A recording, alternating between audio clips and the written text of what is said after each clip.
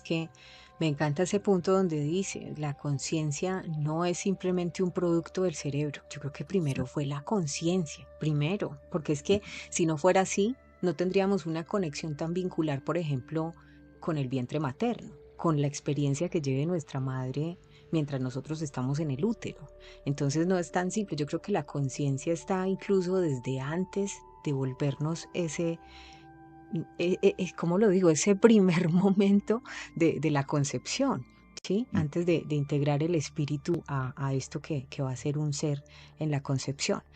Y ya vimos, me encanta esta pregunta de Nativi y la voy a dejar ahí porque con ella yo creo que vamos a cerrar porque me parece una pregunta que dentro de todo este tema tan complejo y tan fascinante puede tender puentes. Pero quisiera preguntarte, porque la reencarnación también fue un tema en la antigua Grecia. Pitágoras, que era un hombre muy conectado con el cosmos, con los códigos sagrados, Platón, Aristóteles, muy inquietos por lo que había mucho más allá. ¿Qué dicen frente a la reencarnación? ¿Cómo existía esa figura de la reencarnación en la antigua Grecia? ¿Qué decían Pitágoras, Platón, Aristóteles? Bien. Bien, en la antigua Grecia esta idea se convirtió en un pilar fundamental para algunas de las corrientes filosóficas más influyentes, ¿no? En el discurso filosófico y religioso de la antigua Grecia, el concepto de la reencarnación se articulaba a través de términos específicos que denotaban matices particulares del proceso. Por ejemplo, el vocablo más comúnmente asociado es metempsicosis, metempsicosis, que esta palabra griega se compone de meta, que puede significar más allá o dentro, y que se refiere al alma, y osis, que denota un proceso.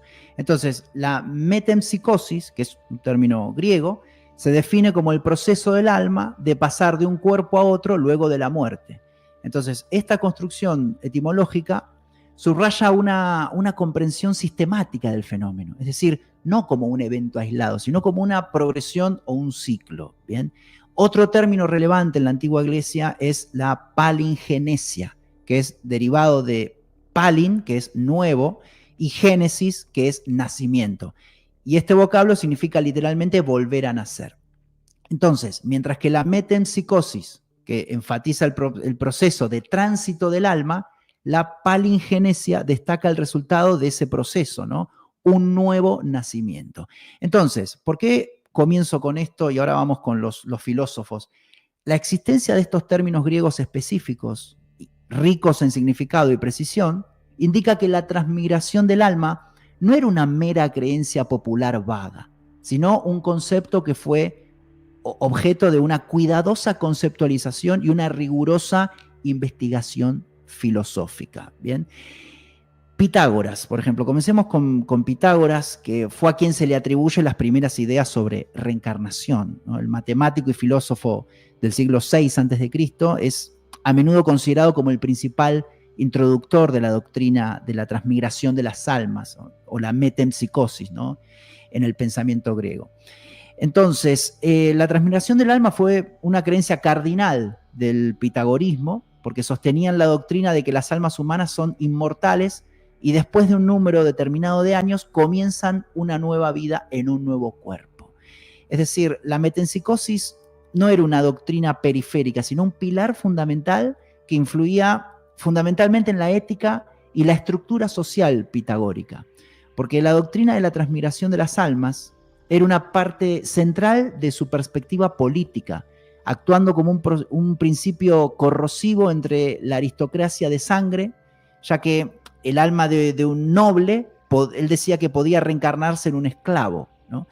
Entonces, al sugerir que un alma noble podría reencarnarse en un esclavo o viceversa, la metempsicosis socavaba fundamentalmente las jerarquías sociales fijas y la noción de superioridad innata basada en el nacimiento, ¿no?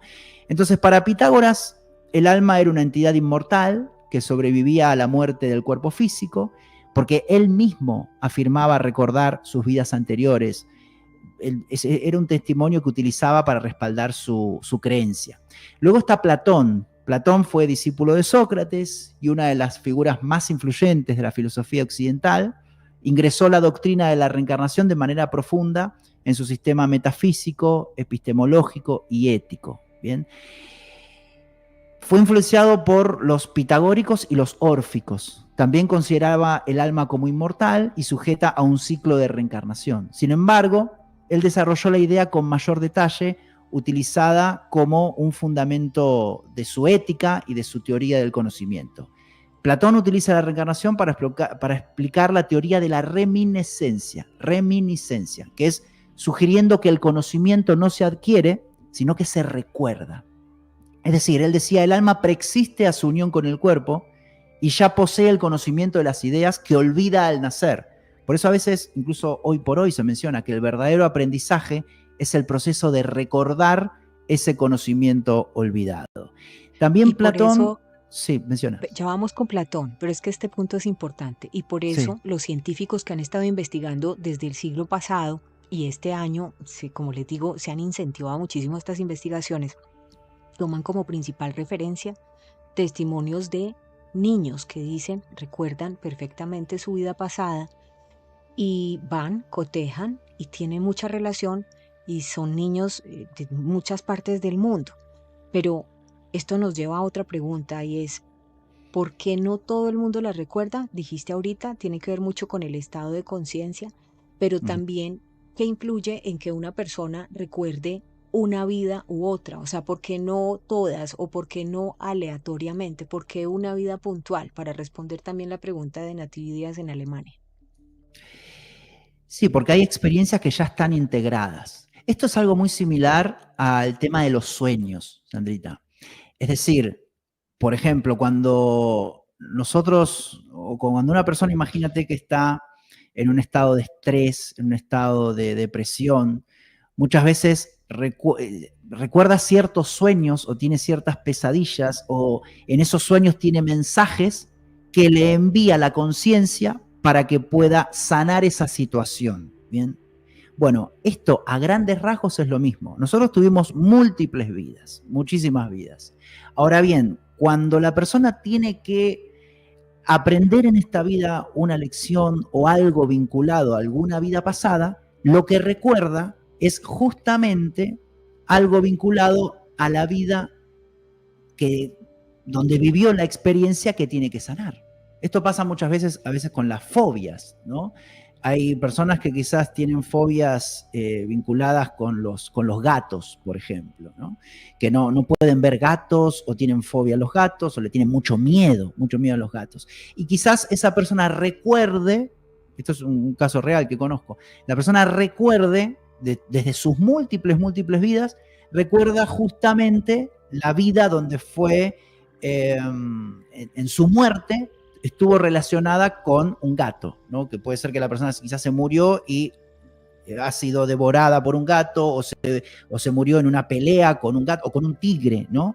Entonces, justamente la conciencia misma o el alma misma trae el recuerdo de la vida necesaria para que la persona sane en la vida actual. Así que eso también para sumar a por qué hay vidas que recordamos y otras no. Porque hay vidas que quizás ya quedó integrado el aprendizaje. ¿Bien? Claro, Seguimos claro, con buena Platón, si respuesta. quieres. ¿Perdona, Platón? Seguimos con algunos puntos de Platón.